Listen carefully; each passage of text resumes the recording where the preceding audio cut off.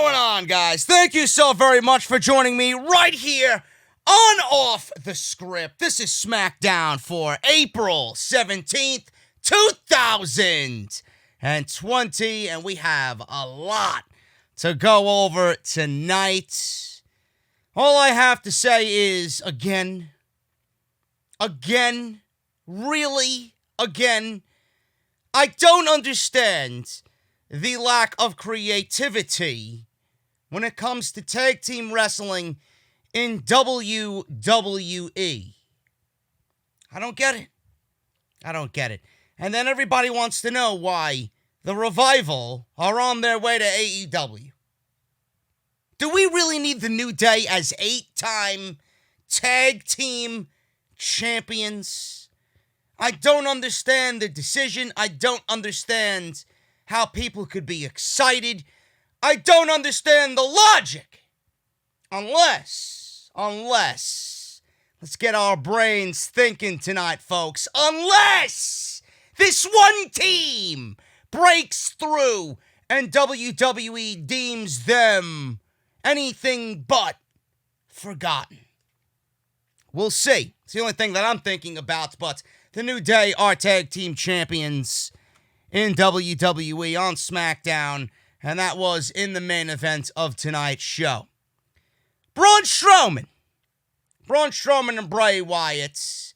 If I was to take a poll, or if I was to ask any of you guys to raise your hand if you're excited about Bray Wyatt and Braun Strowman for the WWE Universal Championship at Money in the Bank, how many of you would actually raise your hands?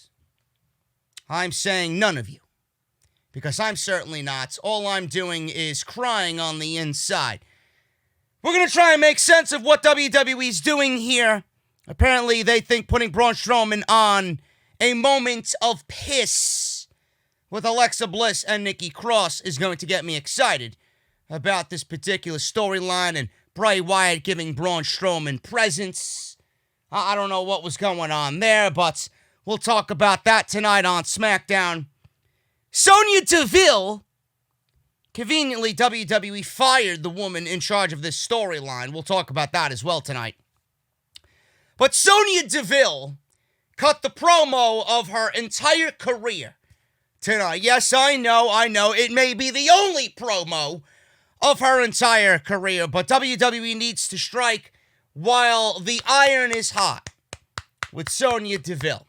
They can't let this night, they can't let this moment and this promo go to waste, and obviously it's leading to a mixed tag team match at Money in the Bank. WWE's got a new taping schedule. They were going live, and now that is no more. I got the news on that here tonight. And apparently the name Roman Reigns is banned off WWE television. Bro, you are 6 years too late with that news right there. Right here on Off the Script. Thank you guys so much for joining me here on the podcast. I want to welcome all my YouTube family. I want to welcome my Spotify and my iTunes family as well. Yes, the podcast is on Spotify and iTunes. If you guys want to go over there and listen to it, it is available there as well. I would appreciate a rating of sorts on iTunes. It always helps out the podcast when you leave a 5-star rating, so I would greatly appreciate that. Follow me on social media at JDfromNY206. That's on Twitter and Instagram. I appreciate you guys tweeting live with me tonight during SmackDown. Off the Script today, man, I'll tell you this. I love my fan base. I love the fact that the news broke on Wednesday about Black Wednesday in WWE. Vince McMahon firing 40 employees in WWE, and more have been fired as of tonight. We'll talk about that on Off the Script tomorrow. I will not be going into detail who got fired and why, but I will talk about that tomorrow on the podcast, part 2 of OTS. But I love when I have my audience so invested in what I've built here, and I really appreciate you guys. I love you guys. That the news broke on Wednesday, and you waited. I could have easily went live like these Wrestle Geeks and like What Culture and Cultaholic. I could have went live, but I did not because I didn't really want to, because I knew news was going to break, and I knew news was going to break that was going to be much more beneficial to my podcast instead of just going live for the sake of going live. Oh, guys, hey, look at me. I'm not really reporting anything. I'm just letting you guys know when other credible sources release information on who has been released from WWE. I didn't want to do that. So I waited till Friday, and the podcast today, man, I'm telling you, 20,000 views already, real-time views. I'm looking at the analytics right before I hit live on the recording tonight. It's unbelievable. 20,000 views in about, it went up about 3 o'clock. Podcast went up, and it's now 10 o'clock. 7 hours and 20,000 views, man, that's fucking fantastic. That's great shit.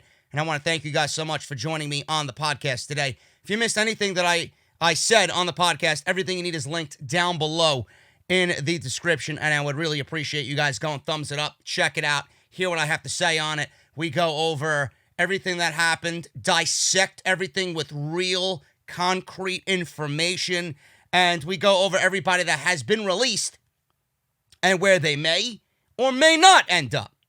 I'm logical about the situation. I'm not thinking everyone's going to end up in All Elite Wrestling, but I go over it in a very logical and smart way. So if you guys want to go and check that out, I would really appreciate it. Links are down below in the description for that. Patreon, as always, patreon.com/JDfromNY206. Hit that thumbs up, as always, and subscribe down below. And tonight's podcast is brought to you guys by my good friends over at Blue Chew. I think tonight it is very appropriate that the podcast is sponsored by Blue Chew. BlueChew.com, code JD at checkout for your free sample. So make sure you guys go and check all of that out at Blue Chew, my good friends over at Blue Chew. Now, before we get into the show, man, I got all my news and notes right in front of me on the iPad, but I want to go over these two particular stories in general, and I might as well start off with the WWE TV schedule. There have been big changes to the WWE TV schedule. Might as well throw this on the show tonight instead of talking about it and adding more time to the podcast tomorrow. But WWE has made yet another change to how they will be doing their television shows in the middle of a pandemic. Now, Ryan Satin of Pro Wrestling Sheet is reporting that the latest changes made by WWE are to increase the level of safety for performers during the outbreak of the CV. Now, last Friday, WWE returned to live television shows after they were deemed an essential business by the governor of Florida after an $18.5 million bribe. Could be $18.5 million that WWE had to pay in fines because they didn't adhere to government officials. But that is not really concrete information. Nobody knows anything regarding that. It's just speculation at this point. I heard some people saying, well, JD, why does it gotta be that Vince and family and the WWE bribed the state of Florida with $18.5 million? What if they owed $18.5 million in fines and they paid it? Bro, really? Vince McMahon is going to pay a fine of $18.5 million immediately because of him breaking the law? Vince McMahon is a notorious liar. He's a businessman. He's going to weasel himself out of any sticky situation. Of course, he paid $18.5 million to deem his company an essential business. Vince McMahon thinks he is Jesus Christ. Vince McMahon thinks he is God. He thinks the WWE is above all. Why wouldn't anybody think he did that? So, that is my take on it, and I talk about that on the podcast today. Now, they are deemed an essential business by Florida. The company had plans to tape several episodes of Raw, NXT, and SmackDown over the course of a week that would get them through the entire month up until Money in the Bank. They didn't want to do that. It was the smart thing to do. It would get everybody in one place at the same time, tape, and then you don't have to worry about anything. Everybody's home. Everybody's safe with their families, healthy, quarantined, riding this thing out in the safest way possible. Vince says Nah, you know what? Let's go live. Let's get everybody back, even those that we're not going to use. Let's get them in the arena. Let's get them in the Performance Center. And we'll go live, and we'll make everybody happy, and we'll put smile on people's faces, and we'll be woven into the fabric of society, says Vince McMahon. Now, Vince McMahon then decided to air shows live each week, obviously, after the original plan was to tape all these shows. Now the company's planning to go back to taping shows. This is being done to limit the travel for the roster that is heading to Orlando and obviously helping out during this time at the Performance Center. Saturday, April 25th, 2 episodes of SmackDown will be taped, airing May 1st and May 8th. Monday, April 27th, 2 episodes of Raw will be taped, one for that night and one will air the following week on May 4th. Grandpa's birthday. Happy early birthday to my grandpa. Wednesday, April 29th, 2 episodes of NXT will be taped. One is for that night and the other will air May 6th. Monday, May 11th, 1 episode of Raw will be taped for that night and 1 episode of SmackDown will be taped for May 15th. Tuesday, May 12th, 1 episode of Raw will be taped for May 18th and 1 episode of SmackDown will be taped for May 22nd. Wednesday, May 13th, 2 episodes of NXT will be taped, one for that night and the other will air May 20th. Monday, May 25th, 2 episodes of Raw will be taped, one for that night and the other will air June 1st. May 26th, Tuesday, 2 episodes of SmackDown will be taped. One will air May 29th. The other will air June 5th. Wednesday, May 27th, 2 episodes of NXT will be taped. One for that night and one will air on June 3rd. And Monday, June 8th, 1 episode of Raw will be taped for that evening. The other will be taped for SmackDown and that will air on June 12th. And then Tuesday, it goes on and on, folks. Tuesday, June 9, 1 episode of NXT will be taped for June 10. Monday, June 15, 1 episode of Raw will be taped for that evening, and another episode of SmackDown will be taped for June 19. Tuesday, June 16, 1 episode of Raw will be taped for June 22nd, and the other episode of SmackDown for June 26th. Wednesday, June 17, 2 episodes of NXT will be taped, one for that night, and the other will air June 24. Monday, June 29, 2 episodes of Raw will be taped, one for that night, and the other will air July 6th. Tuesday, June 30th, 2 episodes of SmackDown will be taped, one for July 3rd, and the other for July 10. Wednesday, July 1, 2 episodes of NXT will be taped, and one will be for that night, and the other will air July 18th. Per the report, WWE's health and safety measures being utilized has to be continued to just be in this evolve phase as more information comes out regarding the CV. Now, while the company has received some backlash over holding shows during the outbreak, a source noted that WWE is putting a lot of effort into reducing the risk of the CV spreading to the locker room and to its talent and staff while working the TV events. Now, that was a lot to take in. That was really a lot to take in. So, from what I see here, 2 things. Number 1, there will be no live shows, obviously, going on into July. We will be with this for the entire month of May, for the entire month of June, and at least half of the month of July. And even then, I don't anticipate or expect anything to change in regards to live shows, live fans, and having things back to normal. So, that's that. We're going through Money in the Bank. We're going through whatever the June pay-per-view is. We're going through whatever the July pay-per-view is, and then SummerSlam with no audience. It's going to be a long summer, folks. Normally, it's a long summer because summer is when WWE usually hits that autopilot button, and they don't really give a shit about anything. It's going to be tough. It really is going to be tough. These shows have gotten a little bit better. I've gotten a little more used to watching these shows in this capacity. Do I like it? No, I don't. I think the shows suck. But WWE has to do what they have to do to keep their roster safe. Why did they go from wanting to tape to live? via an edict by Vince McMahon, now back to being taped with this particular schedule. The only reason I can think of, folks, is after Vince McMahon had laid out the orders of it being taped, then going to live, pissing off 99% of the roster, and then Black Wednesday happening, firing 40 different people, more today, which has to be above 45, closer to 50 now, at the end of business day on Friday. The only thing I can possibly think of is Vince McMahon has looked like a complete monster. He had to do something that was looked at as a positive, not only for himself, but for the entire WWE, for the entire locker room. People are pissed off.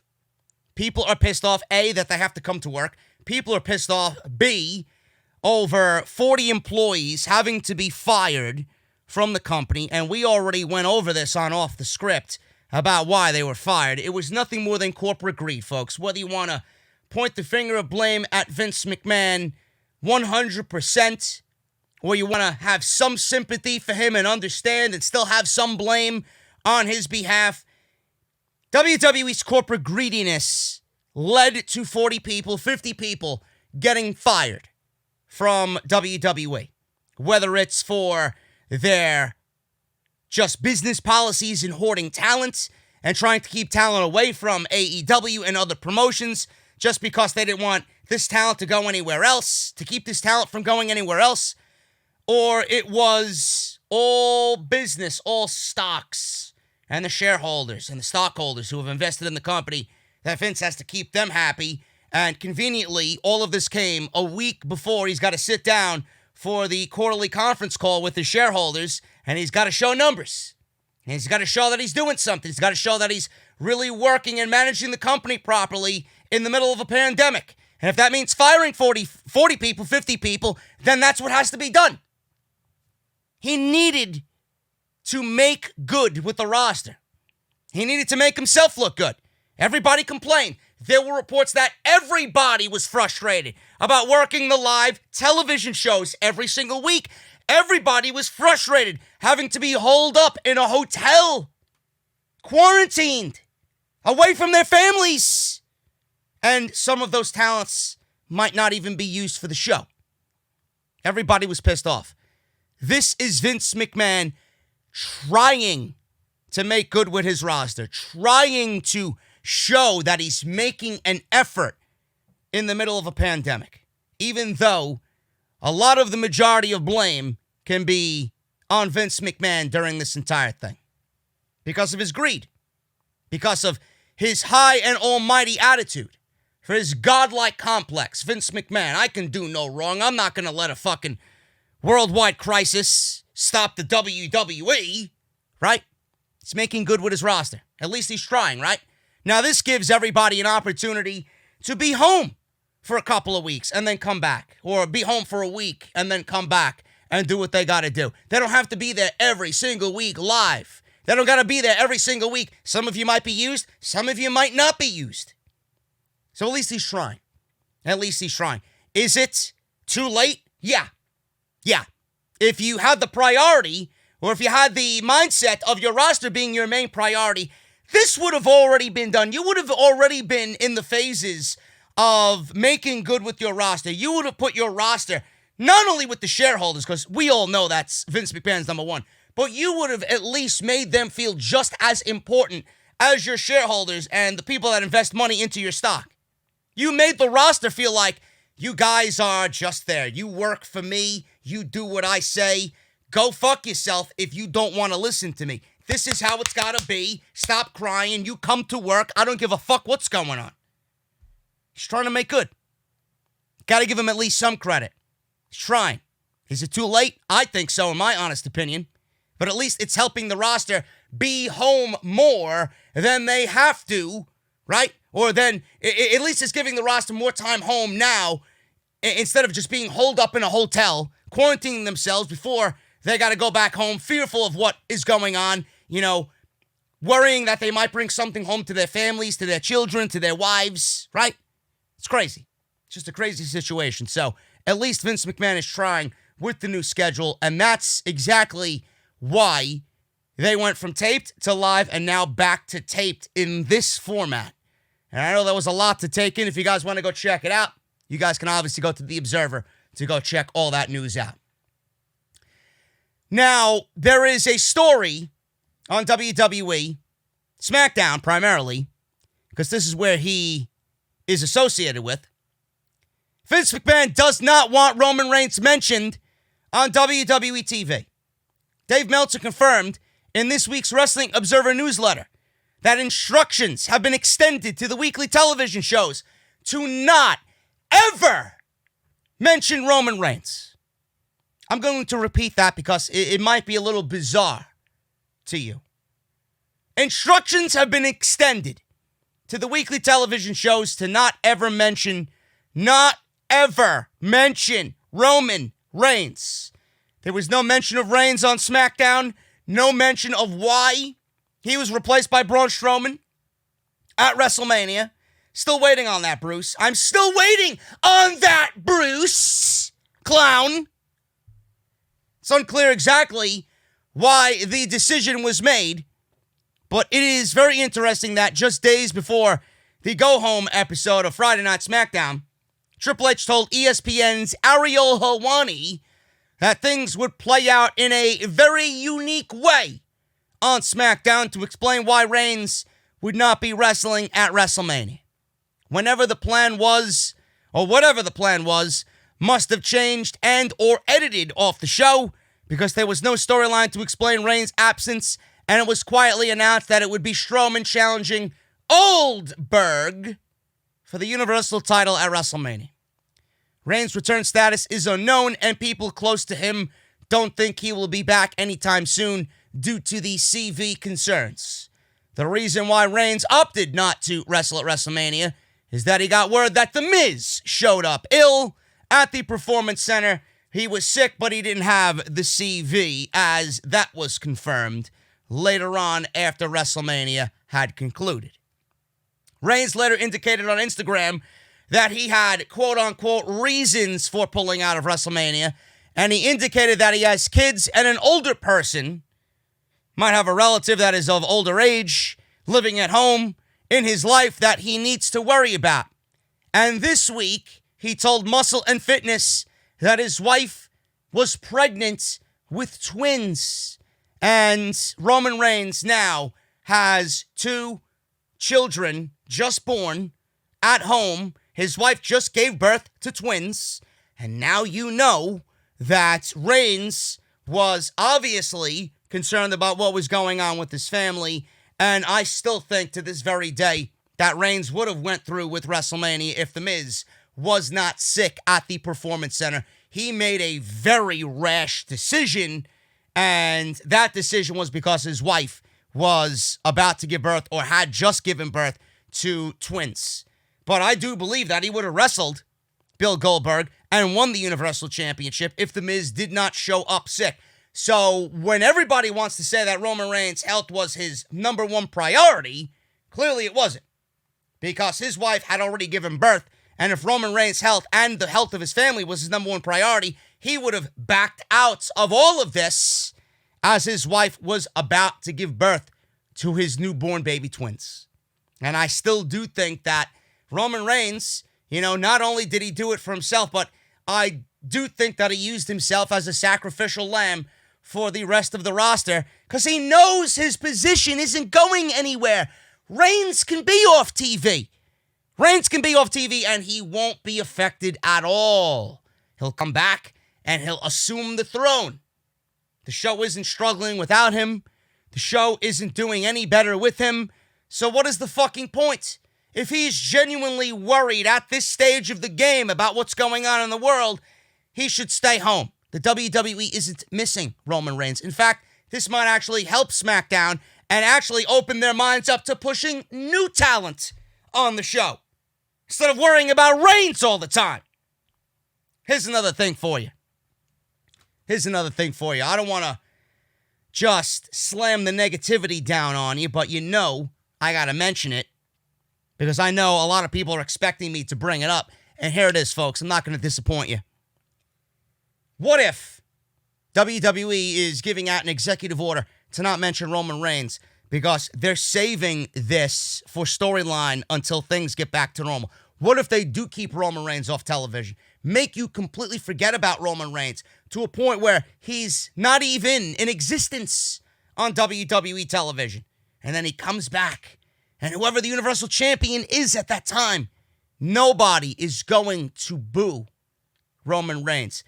What if they are using this to their advantage to help aid? Again, being that everything is stopped for the time being. Everything that they did with Roman Reigns is kind of gone away. Now they got to hit the reset button again and make Reigns look good like they made him look good leading into all this. Reigns was actually tolerable. What if they're using this because they know Reigns isn't really going to add anything to television? They know Reigns on the show isn't going to help them. They know Reigns not being on the show, it's not going to really make a difference. What if they're saving this for a greater cause? And Reigns is going to come back and he's going to be the overwhelming hero at the end of the day. And this is all in WWE's grand scheme. This is in the plan for WWE. I wouldn't put it past them. They've done it how many times before, right? Now, I don't want to jump the gun on this, but it's in the back of my mind. I got this on medium heat, okay? We'll talk about this a little later, and we'll see if it's cooked enough, and then if not, we'll turn the heat up a little bit. But I'm just letting you know, that's where my brain is at. And I want you guys to think the same way. I really do. I appreciate Reigns more now than I ever appreciated Roman Reigns. The fact that he stepped away, the fact that he told Braun Strowman to be humble in his Universal Championship title reign, right? The fact that he came out and he was very genuine on his Instagram about why he backed out of WrestleMania, putting himself and his roster and his family first instead of winning a Universal Championship that at the end of the day doesn't really mean anything. So we'll see what happens there. We'll revisit that somewhere down the line. But that is the news coming out of SmackDown tonight on the podcast. So do with that what you want, and we'll talk about that, hopefully, as the summer months roll on. But that's what I am thinking about in regards to Roman Reigns. So SmackDown opened up with Alexa Bliss and Nikki Cross. If you guys see my tweet on Twitter, I picked up the remote control and voice control on my remote. I asked my remote to put on the Food Network. And when the Food Network had come on, Guy Fieri of Diners, Drive-Ins, and Dives was eating what looked to be a roasted pork sandwich with mozzarella cheese and broccoli rabe on a beautiful hoagie roll. So I would have, and obviously he knew right then and there he was taking a trip to Flavortown, and I would take a trip to Flavortown, USA any day of the week if you start SmackDown with Braun Strowman, Lexa! Come on, Lexa! Lexa! And Alexa Bliss. So, I think I made the right choice in that. Now, obviously, I had to go back and watch it, but I wanted to make light of the situation on Twitter to amuse you all on your Friday evenings. Now, Alexa, or Lexa, and Nikki Cross made their way to the ring for a moment of piss, because this is usually the bathroom break of the show. So SmackDown and Bruce are telling you, bro, it's all right, go to the restroom, go to the bathroom, bro, you ain't going to miss anything. Right at the start of the show, wearing their women's tag team titles, Nikki was overly excited, and she toasted Alexa Bliss and her coffee mug. Oh, I was drinking coffee too, Alexa. Definitely. Now, I could drink 4, 5, 6 cups of coffee, and it would not keep me awake for SmackDown. That's how bad this segment and this show have become. Now, Bliss said that they have a very big guest tonight. Her friend and new Universal Champion, Braun Strowman. Or who I like to call Boring Strowman. Wee! You know, because I run fast. You know. Your Universal Champion runs fast, bro. Just want to make sure you guys are aware of that. Braun's music played. He made his way down to the aisle. He was smiling, and he was adoring his undeserved Universal title. Braun sat in the chair that was provided to him. Bliss congratulated him for beating Oldberg. Braun then congratulated them for beating the Kabuki Warriors twice. He said, and I quote, "They deserved those tag team titles." They deserved those tag team titles, folks.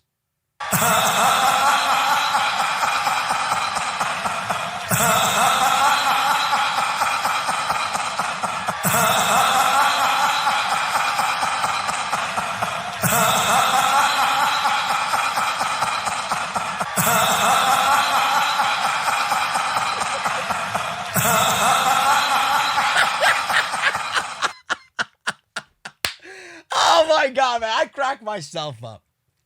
I got Bray Wyatt to laugh, man, because I figured I'd take the night off. I figured I would take the night off, bro. So he said, and I quote, "They deserved those titles." Man, I think Braun Strowman, somebody, he was drinking some coffee tonight. Somebody must have mistakenly picked up the Jack Daniels and give it to Braun Strowman. I don't think there was coffee in that cup, bro, because it's a little outlandish to be talking about there, them deserving the tag team titles. Jesus Christ. So they all toasted, and I changed the channel. And he then is looking over to the side of the ring, and, "Is this for me? Is this for me?" he says. So he goes over, and he picks up a present. And in the present, he unwraps it, and it's his old Wyatt family mask. So the mask is in the box. So Braun went to pick up this box. He looks at the mask, and it's all disheveled and broken down and used, right? And then Bliss and Nikki, they were so scared that they backed themselves out of the ring quietly. And then we hear Bray Wyatt laughing. And Bray Wyatt's laughter fills the entire performance center, and Braun looks around very nervous. So this was the story that WWE is going with. Still doesn't make sense. You could go over the history of Braun Strowman and Bray Wyatt all you want. You know, you could give me the mask, you could bring out the rocking chair, you could bring out the old lantern, you could put a fucking polo or Hawaiian shirt on, Hawaiian shirt on him, right? You could do all the fucking bells and whistles and make me think that their history means anything whatsoever, because at the end of the day, it doesn't. At the end of the day, all I look at is, well, WWE, again, foolishly, has booked themselves into a corner for this Universal Championship match. And I will reiterate this again for you guys, in case you don't remember what I said last week. If Braun Strowman loses, he's a loser. He is eternally buried on WWE TV and will be labeled a transitional champion, which makes him beating Bill Goldberg fucking absolutely worthless. Everything you did about making that a big deal, right out the fucking window. Now, if Bray Wyatt loses, forget about it. The guy should be taken off TV effective immediately and never show face ever again. The funhouse should be burned down and the fucking toys should be sold on fucking eBay. Okay? If Bray Wyatt wins, all you're doing is pretty much making it that much worse as to why he even lost the championship in the first place. So I'd love for somebody to explain this to me. Oh, it's about story. It's about history. Fuck history. Okay? Fuck history. I want logic. But JD, that's the only title match that they can do right now because there's nobody else. Blow me. Okay? All you got to do is build up new talent. Did Bruce go ahead and build up new talent? Did WWE give you any other baby faces? Who else is on the show but Daniel Bryan? Daniel Bryan is in the Money in the Bank. You got Braun Strowman, nobody fucking cares about. Roman Reigns is fucking banned from being mentioned on TV. Who the fuck is there? There's nobody else. That's WWE's fault. Don't look at me. I wouldn't be running that show in this manner. There's nobody else. Make it your fucking priority to have somebody else. Oh, that's right. You got Jeff Hardy, right? Jeff Hardy's going to be in that position right away. When Bray wins the title, who do you think Bray Wyatt's first opponent's going to be, folks? It's going to be Jeff Hardy. Why is Jeff Hardy getting a fucking title shot after his massive drug use and alcohol problems? Because they don't want him to go to AEW in about 9 months. Do I need to tell you guys any other information that's pertinent to what WWE's doing on SmackDown? Any other questions? Class dismissed. Really. Fucking ridiculous. You start to show off with this garbage, you expect me to watch, right? Now you know why I watch fucking Triple D. Moving on. Sasha Banks. Love Sasha Banks. Can watch Sasha Banks all night. Now when she's in the ring with fucking Tamina. Sasha Banks with Bayley versus Tamina. Tamina gets a title shot if she defeats Sasha Banks. Tamina Snuka couldn't win this match, right? Makes no sense for Tamina Snuka to win this match, right? What do you think WWE did? You think they had Tamina Snuka lose this match? You think they had Tamina Snuka lose this match?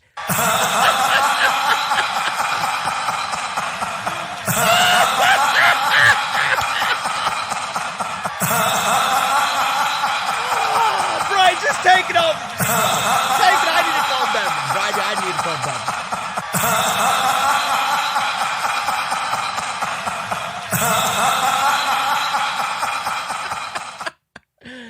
Oh, man, you gotta be out of your fucking mind. Really? I'm still waiting for people to bring these Tamina Snuka fans to me. Honestly, I'm still waiting for these fans, these Tamina Snuka fans, to come and reveal themselves.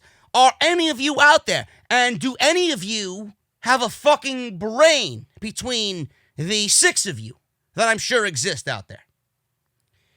Folks, I watched this match with eyes wide open because Sasha Banks deserves eyes wide open. Okay? Now, I watched this match for the first 30 seconds, and I pinpointed 3 botches in 30 seconds. Not by Sasha, but by Tamina Snuka. And then they mercifully go to commercial break. And it was one situation where she was out of position and she didn't know what she wanted to do. I think it was on an Irish whip. And then we had 2 other botches where Sasha tried to roll up Tamina. And Tamina didn't know if she should roll over or if she should just do whatever she had to do to fix the fucking situation that she was in. I don't know what was going on.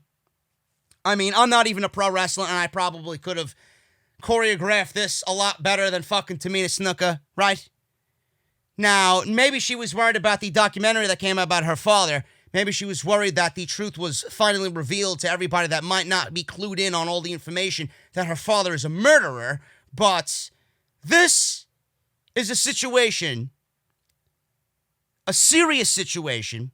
I have to ask everybody. I got to ask some WWE officials out there if you're watching me or if anybody in the company's watching me. Why is this woman on TV? Seriously.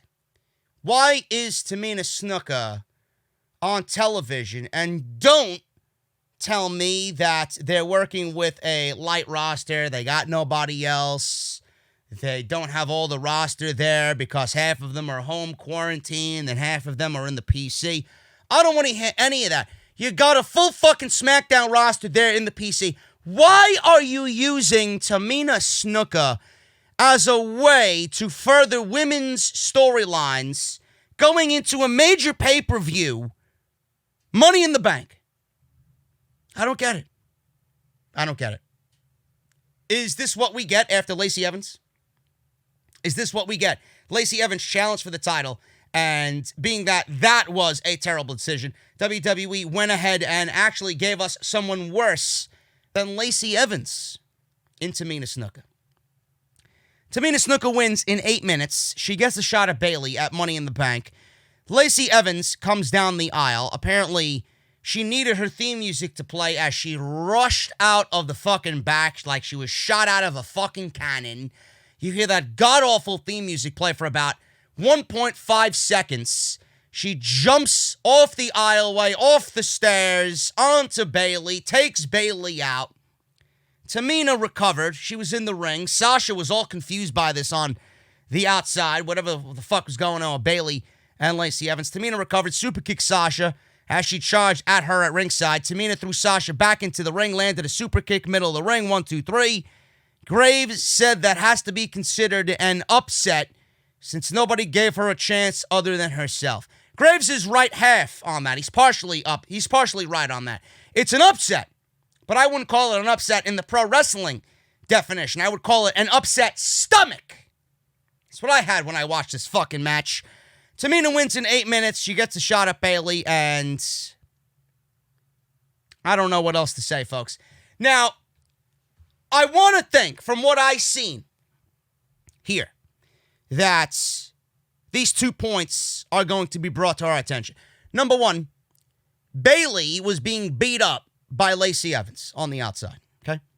Sasha was in the ring, and she's seen all this happening. She didn't do anything to help Bayley with Lacey Evans attacking her. Sasha actually smirked at the situation. And Sasha Banks smirking and watching Bayley get beat up, kind of indiscreetly paying Bayley back. Well, you didn't help me. You didn't fucking break up my pinfall when Lacey gave me the loser's right at WrestleMania in that 5-pack challenge, that 5-person match that they had at WrestleMania. So she repaid the favor. Oh, you didn't help me then. I'm not helping you now. Oh, look at you getting your ass kicked by the same woman that gave me the loser's right at WrestleMania. And that led to Sasha's downfall. Or number two, that's going to lead to Bayley and Sasha kind of having a little back and forth there, a little dissension. And number two, this has to solidify Sasha Banks winning the Money in the Bank, right? Right? She's in a match next week with Lacey Evans. As far as qualifiers go, she's in a match with Lacey Evans to qualify for the Money in the Bank. It's got to mean Sasha advances and wins Money in the Bank. I don't know any other choice. Unless WWE is really making us think that Tamina fucking Snuka, after being off TV for fucking 6.7 years, is worthy of a title shot at Money in the Bank. I don't get it. Sasha laid down tonight. They got to give her Money in the Bank. I don't know any other way around it. So we'll see what happens. Sheamus versus that guy who sits on the shelf down aisle 4 at Acme, Denzel DeJournette. He's sitting next to the Heinz mustard, spicy, on the shelf down aisle 4. 1 minute, bro kick. That's it. You thought this guy named after a fucking spicy, fancy mustard was going to get any offense on Sheamus? Come on, bro. Come on, bro. Sheamus probably injected himself with a nice cold Guinness. You're talking about DeJournette. The only DeJournette Sheamus wants is with his Belgian pretzel. Come on, bro. Or his German pretzel, schnitzel, whatever the fuck they serve at these craft beer bars. Whatever. Afterwards, Sheamus bashed the announce table and yelled at Cole for changing topics to Jeff Hardy again. He asked him what his major malfunction was. Well, bro, listen. You're talking to Michael Cole, not Charlotte Flair. Malfunction? Terms like that. Well, I guess you could call Michael Cole a robot, but I mean, Jesus Christ. That is a term perfect for Charlotte Flair. So he said, what about the Celtic Warrior? He woke everybody up at this point. Cole was like, oh my God. Graves was like, oh my God, Sheamus, please don't beat the shit out of me. And he said he will not be disrespected. He leaned in, and there was no social distancing whatsoever. Speaking of Jeff Hardy, we've seen a video package on Jeff Hardy titled Chapter 2, The Fall. Should be Chapter 2, The Fall of SmackDown, starring Bruce. They showed footage of the 24 special on WWE Network. It included sound bites from The Big Show and Edge. You know, the leader of the minuscule militia of malcontents on social media, Edge, talking about Hardy being in great pain. I'm in great pain every time I watch this fucking show. Jeff said he felt like he was losing himself. Now you know how I feel on Fridays, bro. At 8 p.m. when I tune into Fox. They showed big spots he did off ladders and balconies and through tables. Jeff said he was abusing pain medication. I abuse alcohol to make this show look better than it really is. He called it a huge problem, saying he got pilled up. They showed him high above in a home video. Or high above what? High above the fucking clouds. He was fucking high. He was stoned out of his mind in these home videos. Christian said drug addicts lie when they say that they are okay. Hardy said he was getting pills illegally because that was the only way he could get enough. He said he got busted. He said police raided his house and arrested him. He said he was arrested in 2009 for drugs and drinking and driving in 2018. Big Show said he told Hardy he needs to get his shit straight. Samoa Joe said it was a clear sign he needed help, so he got it. Jeff said he messed up big time, and he knew he had a problem. He said jail was a living hell. I've got a lot of making up to do, and I will, he said. I wish Bruce would make it up to all of us and actually deliver a good show. Will that happen?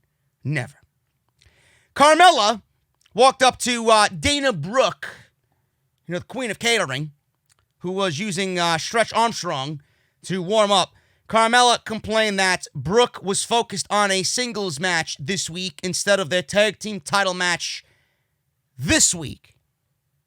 Folks, you would think that if Carmella, the girlfriend of Corey Graves, she comes off as a blithering idiot, you'd think that the girlfriend of Corey Graves would be a little bit more wiser and kind of in sync with what's going on here.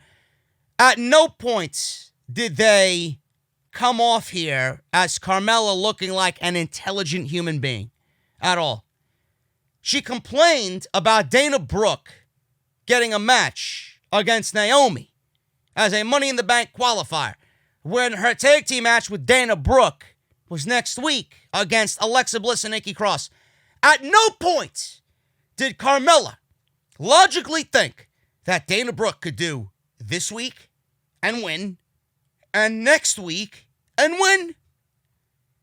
Carmella was made to look like a fucking idiot. Dana Brooke, of all people, made Carmella look like a fucking idiot. Dana Brooke said, I can do both. I'm not giving up a title opportunity for a briefcase at Money in the Bank. Carmella sounded a little iffy. Brooke said, trust me, I got this. Then Carmella said sarcastically, whatever you say. Good luck. Just like Bruce in the back. Vince, I got this. This is going to be a good show. And then you got the fucking one intelligent motherfucker backstage laughing. Yeah, good luck. Good luck. Moving on here, man. Naomi versus Dana Brooke. Money in the Bank qualifier. Brooke wins in 4 minutes to advance in the Money in the Bank ladder match. How many of you are complaining on social media that Naomi got robbed at a Money in the Bank opportunity? Naomi loses to Dana Brooke, folks. I'm gonna be quite frank with you. I'm gonna be genuine. I'm gonna be honest with you. Really I am. I always am. If I'm not honest with you guys, I'd love for you to say when I am not and really let me know. But I'm gonna be honest with you. I am genuinely surprised that Dana Brooke was not one of the women let go in the 40 that was let go on Wednesday. I really am. I don't see why she's even needed.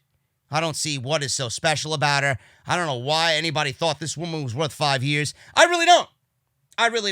I am genuinely shocked that this woman was not let go, but they opted to let Deonna Purrazzo go. Or they opted to let Sarah Logan go. You fucking serious? Dana Brooke is in Money in the Bank. For what? I don't know. Over Naomi? I don't know. Now, does WWE have the plan of maybe getting everybody together at the end of all of this and maybe having a one last-ditch effort type of match? A loser's rumble of some sort to get that final spot in the Money in the Bank ladder match? Maybe. They did that with the women's ladder match that we just seen on NXT. Everybody that lost got a last chance opportunity. Is WWE going to do that? Maybe. I don't know. So I'm thinking that when I'm watching this match, I'm like, they can't have Naomi lose this thing. And here we are with Naomi fucking losing. Dana Brooke wins. She's celebrating at ringside. I did it. Good, you did it. Now go back to fucking catering. Sonya Deville walked out.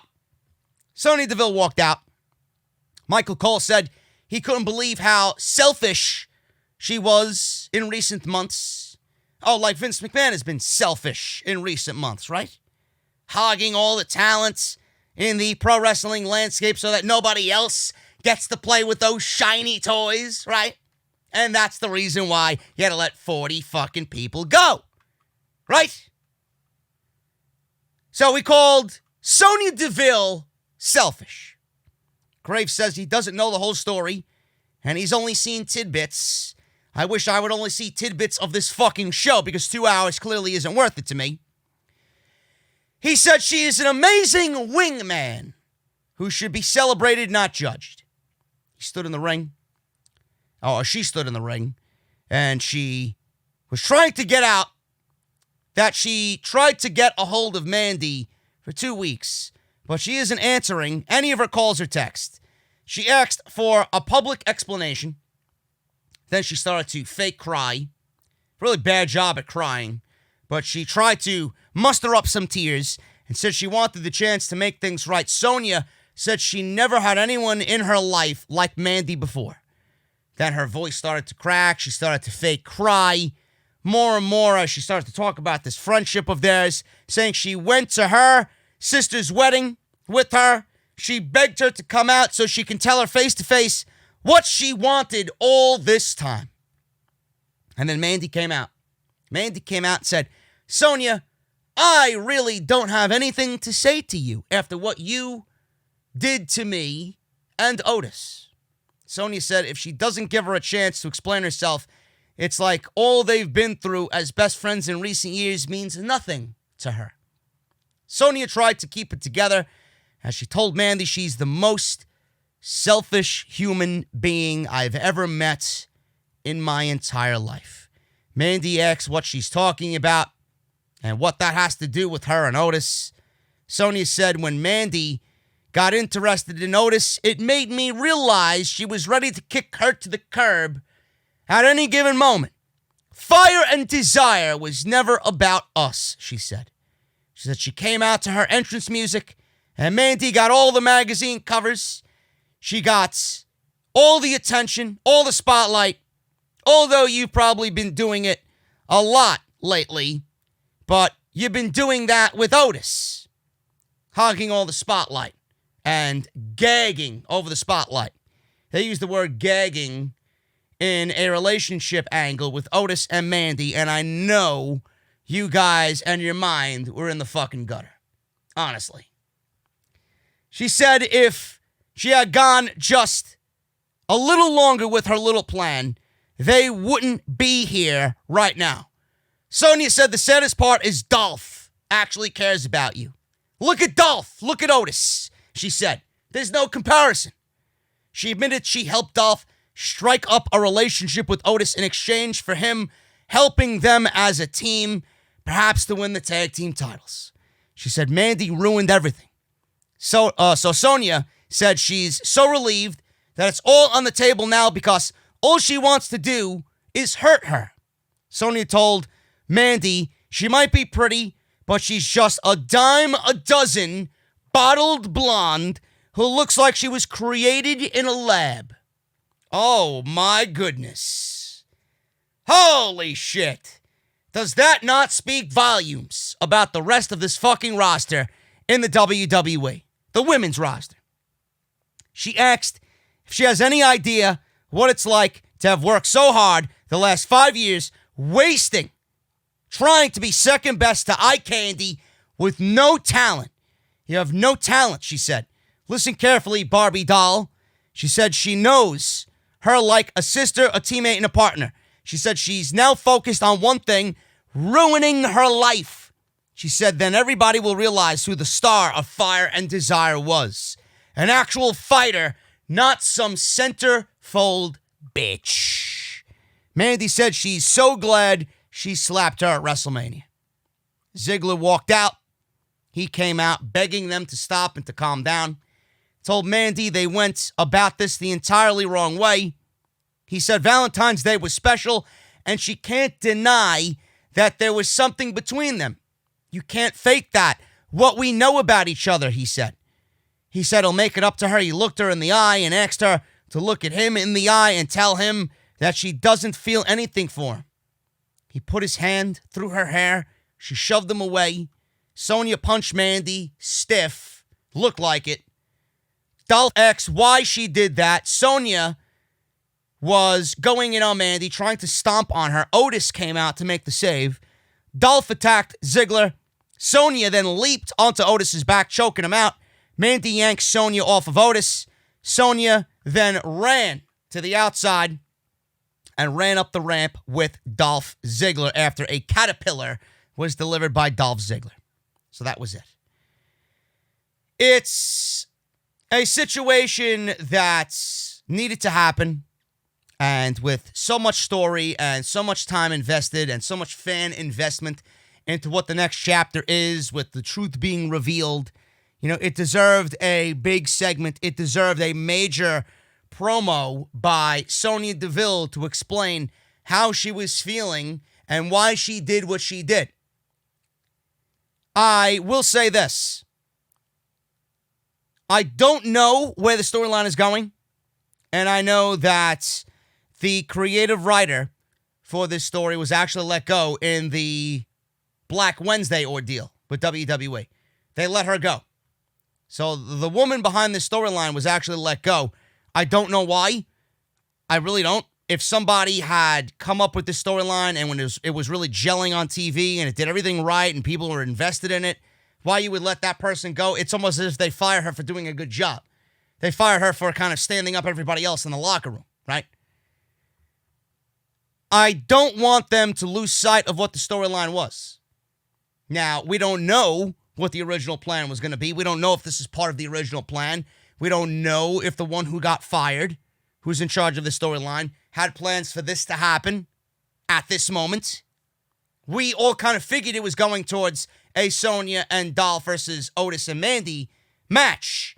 We didn't know when, we didn't know how we would get there, but it's going to be very interesting to see where WWE takes the story and where the original story was going to go. And if my money is on the WWE side of things, I think that they will fuck up. That's just me. Now, I don't know. But it certainly looked like WWE was, I guess, in the position to kind of tell the next chapter. But where they go from here, it might have been that this was the next portion of the story. And after this, seems like this is where WWE is going to have the fucking train derail and go off the tracks. So like I said, it's going to be very interesting to see what they do here with this storyline. But I loved it. This was the best promo of Sonya's life. The only promo of Sonya's life. She killed it. It could have been a little bit more genuine. It sounded a little overly scripted to me. It didn't sound organic. It sounded very forced. This is what the main problem is with these performers in the WWE. They don't have a lot of acting ability. They don't really channel that inner actor. I loved what came out of her mouth, but I didn't buy into the over-dramatic way she delivered the fucking lines. Now, this promo is going to get a lot of attention. It's going to get a lot of play. It's going to get a lot of attention. It's going to be big on social media. I even tweeted something. This was the best promo of Sonya's career. Is WWE going to push Sonya Deville? Is WWE going to capitalize on Sonya getting all of the attention with this segment, which was probably the best thing on SmackDown tonight? More than likely not. Sonya isn't going anywhere, folks. And I hate to say that. I want to see her get an opportunity. I want to see her grow. I really do. But I don't think WWE's in bed with Sonya Deville. She's not blonde. She doesn't have the right look. You know? She's not cut like a Mandy Rose or an Alexa Bliss or a Charlotte Flair or a Carmella or even a Dana Brooke in their eyes. She's not. I don't see WWE doing anything with Sonya Deville. Sonya Deville never appealed to WWE management. The only reason why she is in this role is because she's next to a blonde. She was next to a blonde. And what's going to happen in the end? Otis and Mandy are going to win, and what's going to happen? She's going to be stuck with Dolph Ziggler. That's not really a recipe for career success on SmackDown Live. I don't give WWE any benefit of the doubt. I don't give them any leeway in pushing new talent. Should they? Absolutely. Will they? More than likely, based on prior history, the answer is no. And I hate that. WWE making new stars is not in their vocabulary, folks. If it happens, I'd be shocked. Am I anticipating it? No, I'm not. Daniel Bryan versus Cesaro. This is a Money in the Bank qualifier. Very weird open to this match.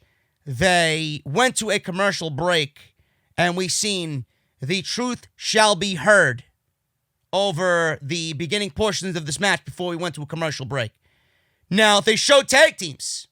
They showed all legit tag teams in the WWE. We don't know what's going on, but this mysterious hacker is teasing a split of WWE tag teams, or one of these particular tag teams. So this mysterious hacker appeared again during the beginning portions of this Daniel Bryan and Cesaro match. This time, he teased that we may perhaps be seeing the breakup of a popular WWE tag team. The teams listed in this little video montage were the Usos. They're not breaking up the Usos. Alexa Bliss and Nikki Cross, they're not taking the titles off of them after they just won it at WrestleMania. The Miz and John Morrison, possibly. Bayley and Sasha Banks, possibly. The New Day, very interesting option there in the New Day. They just won the tag team titles. I don't think they're going to break up the New Day anytime soon, even though I would like to see the Big E, faction of fans on social media get what they want. I would love to see Big E turn heel and leave the New Day, because I think he's got the biggest upside out of everybody. Always thought that. I think all three of them are great. Xavier Woods is very underrated as well, but he's not there. Big E would be a great heel in WWE. But I honestly think the only two teams that we should really be looking at here as this hacker is teasing a breakup is The Miz and John Morrison, after obviously what we've seen tonight, and Bayley and Sasha Banks because of where this storyline is progressing. The Usos, Alexa Bliss, Nikki Cross, and the New Day, I think we could just X out here. Nothing's going to happen with those teams. But Miz and Morrison, Bayley, and Sasha Banks could be the one team of the five here that we see split up. That's just that. Just based on what we see on TV. Now, if we got a Daniel Bryan Cesaro match with no fucking commercials, there's no doubt in my mind that these guys would tear the house down. But we really didn't see much of this match because it was riddled with commercials. So we're back from commercials. Bryan and Cesaro fought for several minutes. We go to another commercial break after the hacker comes and just interrupts everything. 2 commercial breaks during this match. Bryan ends up winning in 14 minutes. He qualifies for the Money in the Bank. Bryan roundhouse kicked Cesaro in the back of the head. Looked really stiff. Cesaro came back with a gutbuster. He then applied a crossface. Bryan rolled over and tried to apply his own submission. Cesaro broke free and leveraged Bryan's shoulders down for a 1 count. Bryan reversed it to a 1 count. Cesaro then hit a clothesline, and Cesaro threw a barrage of uppercuts at Daniel Bryan. Bryan then counted seconds later into a yes lock mid-ring. Nakamura was going to interfere, but Gulak grabbed his legs and then threw him into the barricade. Cesaro tapped out to Daniel Bryan's yes lock, and that was it. And Daniel Bryan advances to the Money in the Bank ladder match. Now, I read a report tonight that Daniel Bryan is actually one of those guys that wrestles and then goes into quarantine for 2 or 3 weeks before he actually flies back home to his wife and his kids and his dog. And he takes care of himself before he actually goes back home and he gets the proper medical attention before he goes back home to his family. So that's very interesting that Daniel Bryan is taking those precautions. Rightfully so. He's only doing what is right, and he's putting his family as top priority. But it's very interesting that Bryan is doing that, yet shows up to work even in the middle of this because he loves it. He loves it. And it's only going to benefit Bryan in the end. I don't know whether he stays or if he goes because he's a free agent later this summer. But it shows how much Daniel Bryan, A, is a team player, dedicated to his craft, and how much he loves this. So it's very, very respectable of Daniel Bryan to be going through what he's got to go through before he goes back home, yet still shows up to work and goes through the rigors of SmackDown, even though he might not want to be there, even though he's not really factored into anything important right now. Really, really eye-opening and just awesome about Daniel Bryan and the way he just carries himself as a human being. Big E spoke about the main event tonight and winning the tag team titles. He said he hopped out of his triple bunk bed this morning, told Kofi to sit back in his lazy boy and grab popcorn and watch his boy become the 8-time tag team champions. Elias was walking by catering. Legitimately, I'm not even joking with you. He walked by catering. Apparently, Titus and his catering department are not labeled as an essential business, bro.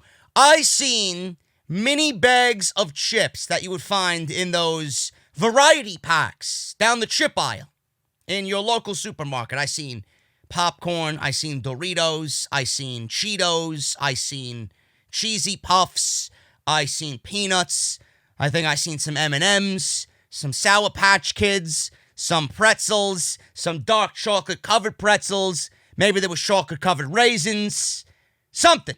Sweet as fish. They had anything but real food in the catering department, and Elias was walking by all of this. So Titus is confirmed to not be an essential business, folks. I'm sorry to disappoint you. Even Titus, even the great Titus, is struggling during this pandemic. I'm sorry to hear that, bro. I'm really sorry. His macaroni and cheese and his new recipe for a renewed cheesecake is now missing. I'm sorry. My thoughts and prayers go out to the likes of Dana Brooke and all of those that sit in catering. I'm sorry. I really am. I'm sorry.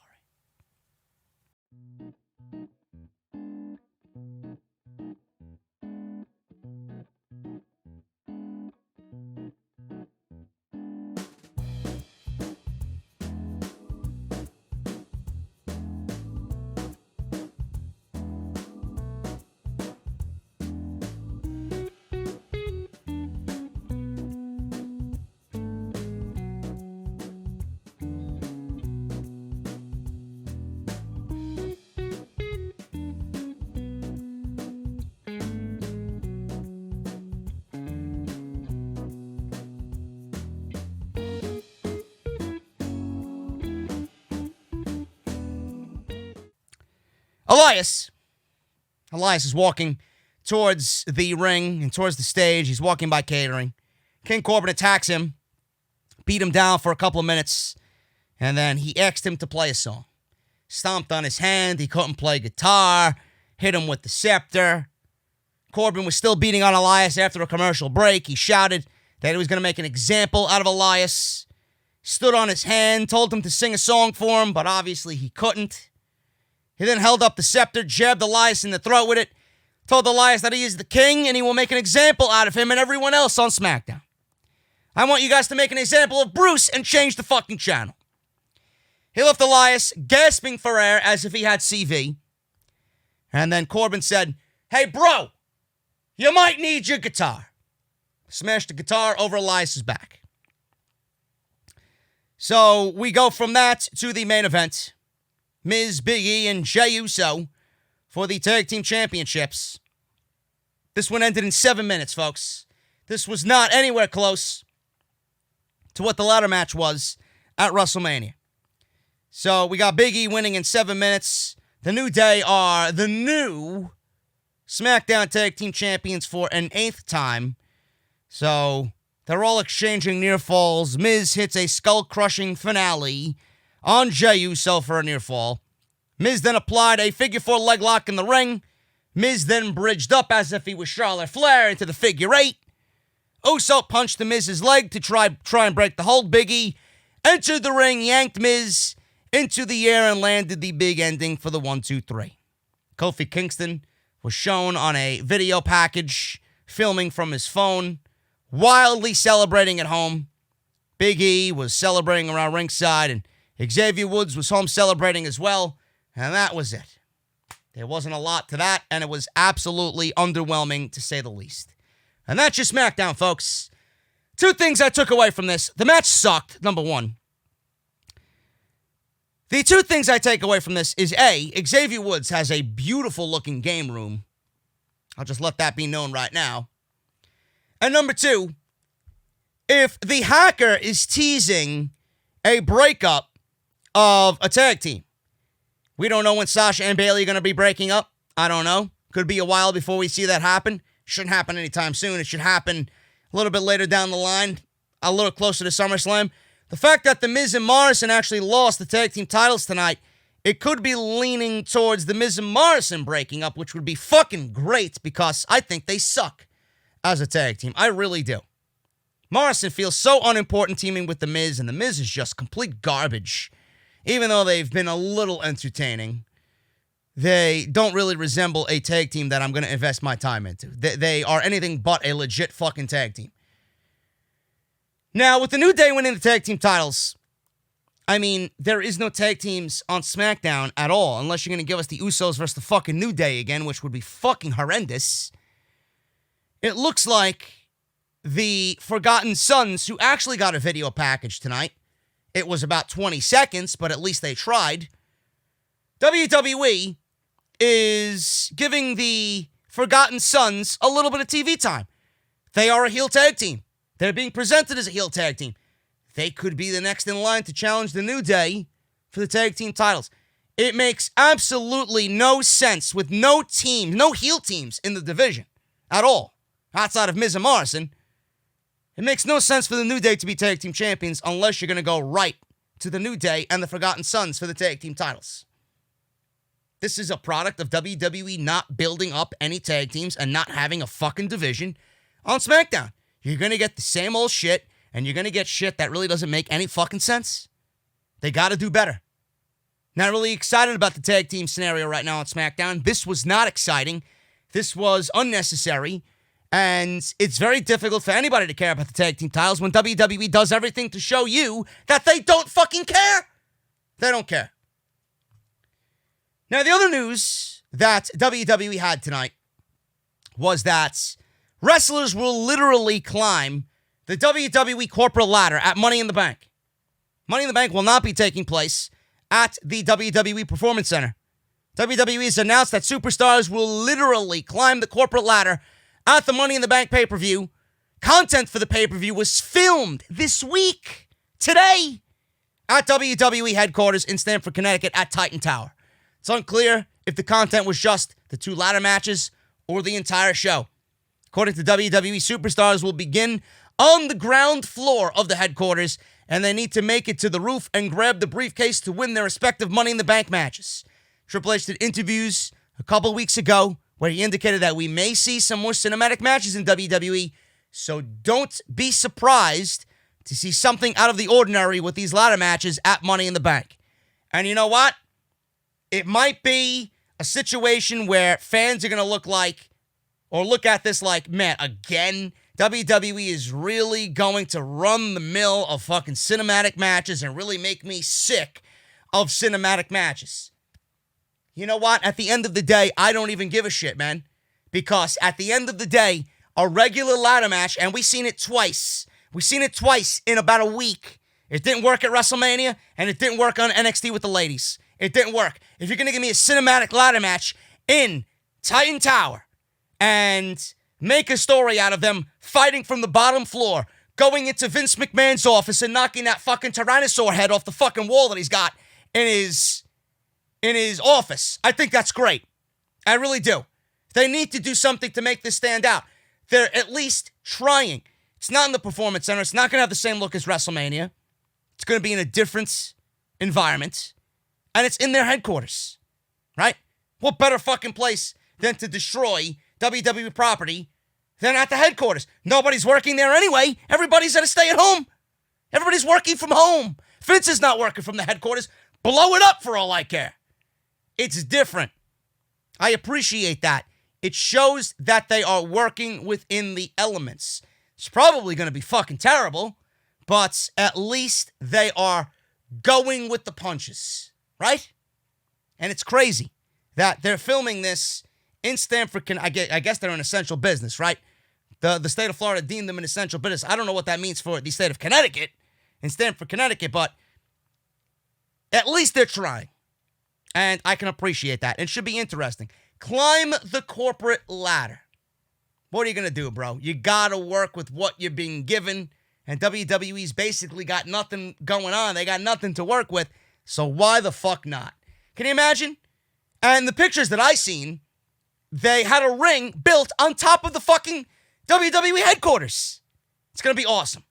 It's going to be awesome. If that is the final scene and they're fighting on top of the fucking headquarters and you see in the background I-95 and all these fucking office buildings in Stamford, Connecticut, bro, it's going to look great if WWE has any cinematic version of this match at Money in the Bank. It's going to be great. At least they're trying. And I tried tonight with the SmackDown review, and I hope you guys enjoyed yourself. Hit that thumbs up, man. I can't stress it enough. Hit that thumbs up. Let me know what you guys think down below in the comments of tonight's SmackDown. Let me know what you guys think about the news of Roman Reigns not being mentioned on TV anymore. Let me know what you think about the new TV schedule. Let me know what you guys think about climbing the corporate ladder. WWE filming at Titan Tower for Money in the Bank. Let me know what you thought about SmackDown tonight on Fox. Off the Script is live. Go and check it out. Link is down below in the description of this very video. Go and check that out. And I can't wait to see you guys tomorrow for part 2 of Off the Script. Should be another news-heavy show. So don't go nowhere, man. I got you guys covered all weekend long right here on OTS. Again, hit that thumbs up. It helps out the channel immensely. It makes sure the video gets into the recommended and gets in front of more eyes and more ears on YouTube. It's tough for us guys out here right now due to the CV. We're all being affected. So make sure you guys hit that thumbs up. It's the least you could do. And I'll see you guys right back here on Saturday afternoon, part 2 of OTS. See you guys then. Have a good night. I'll see you right back here for part 2 of Off the Script.